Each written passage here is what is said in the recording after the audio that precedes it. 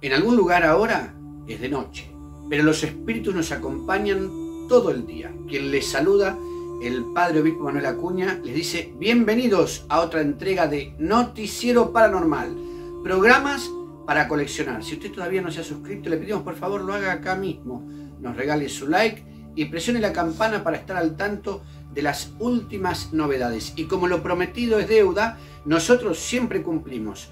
Habíamos hablado de Black Anis en nuestra última entrega, la devoradora, ¿no es cierto?, de niños, y dijimos que íbamos a hablar de un personaje muy particular que algunos creen solamente es parte del folclore y el mito, los devoradores de pecados. Escuche, en 1906, en el libro Costumbres Funerarias, 1906 le digo, no le estoy hablando del siglo XVI o XVII, sino de ahora nomás, aparece un último registro de los devoradores de pecados, y dice así este registro: tras los servicios preliminares, ayudé a transportar el ataúd a la casa.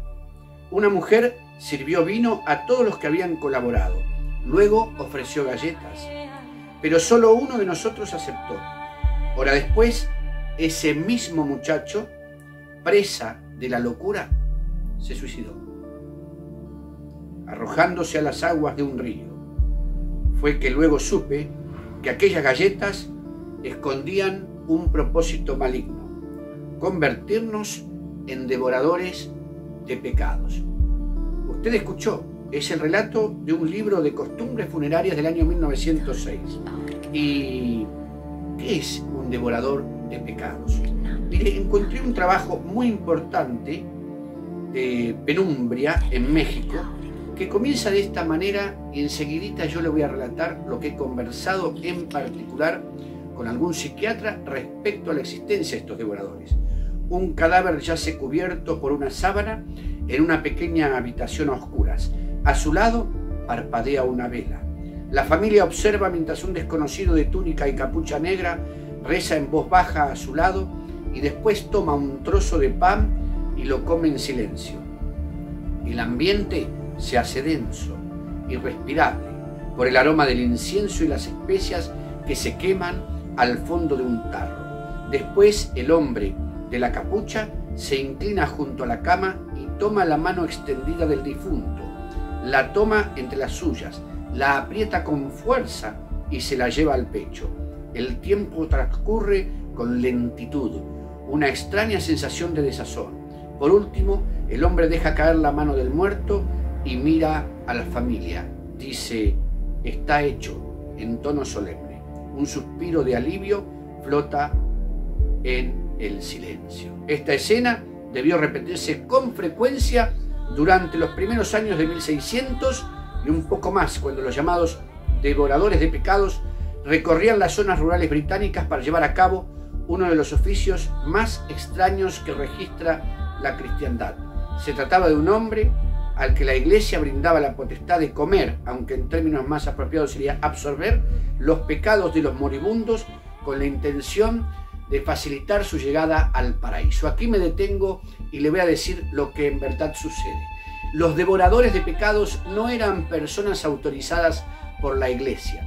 Aparecen en la historia de la Iglesia en el medioevo, cuando las personas estaban excomulgadas y por ello tenían una condena que les significaba irse directamente al infierno. Así como me escucha, el terror y el pánico sometía a estas personas excomulgadas por alguna falta o en un pecado mortal que de repente no confesaban a ningún sacerdote, y ante esta situación se llamaba a quien devoraba sus pecados y se los quedaba él mismo. No era una actividad lícita, no era una actividad tomada, digamos, del servicio que pueda brindar alguien en nombre de la Iglesia. Todo lo contrario, alguien que quedaba marginado de la Iglesia era justamente un cliente del devorador de pecados. Algunos relatos y algunos extractos muestran hoy al devorador de pecados como un hombre rico que hacía gran fortuna con esto. Tampoco es así. Generalmente el devorador de pecados era un hombre que vivía en la miseria y que para sobrevivir comía sobre el ataúd del muerto, llamado por la familia para devorar entonces sus pecados junto con esa comida.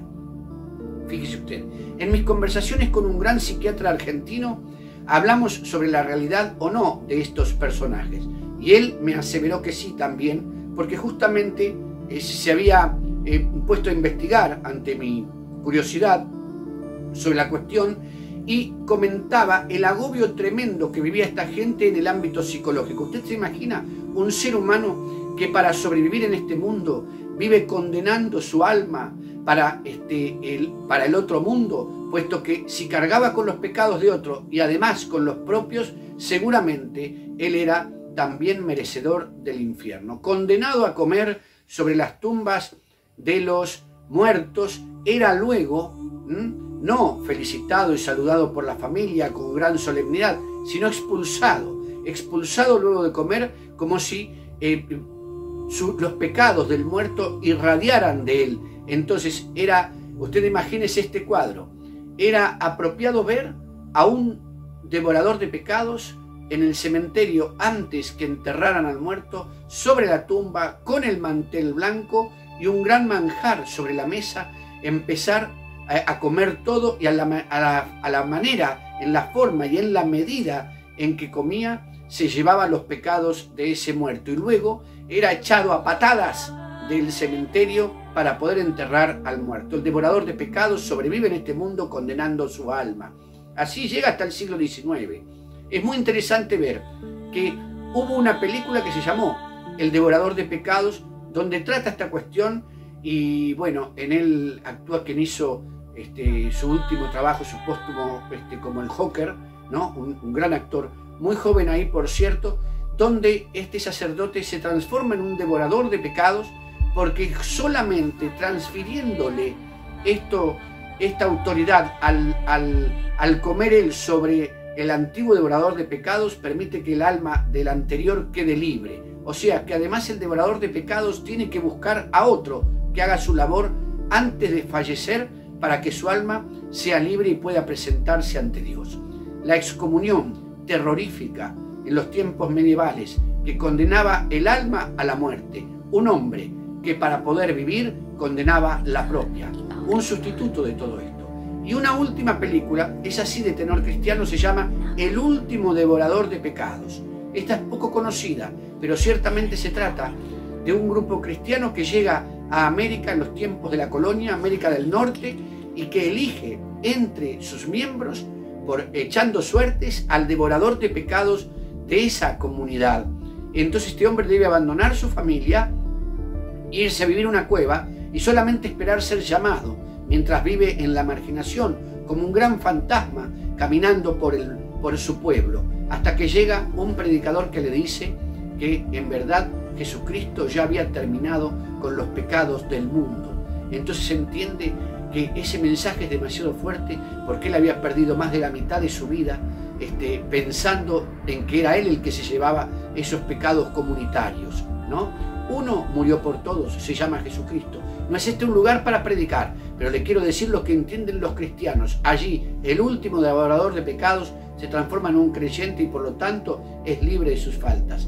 Hay quienes viven en la permanente culpa, hay que entregarle la culpa a Dios también, pero en este caso, mire usted, y lo último que le digo, los devoradores de pecados que terminan justamente su trabajo, ¿no es cierto?, en 1906 prácticamente, tenían una oración que decía así: te doy paz y descanso, querido hombre, y por tu paz yo empeño mi propia alma. Miren ustedes qué tragedia, qué barbaridad. El único que nos puede dar paz es Dios. Hasta aquí el devorador de pecados, una figura que existió, un hombre entre la vida y la muerte, entre la condena del infierno y la supervivencia por la necesidad de alimentarse. ¿Le ha gustado esto? Bien, me alegro mucho. Si no está suscrito, suscríbase, por favor. Mañana domingo, anótese, la segunda parte de las casas encantadas y cómo liberar una casa atormentada por el diablo o la brujería. Estaré junto a don Sergio Ruiz en su ciclo El Universo por Descubrir a las 15 horas de Argentina y a las 20 horas de España. Los esperamos allí mañana domingo. ¿Sabe usted que en la Argentina existe un puerto de ovnis que se encuentra autorizado por un gobierno? Ese será nuestro tema en el próximo encuentro.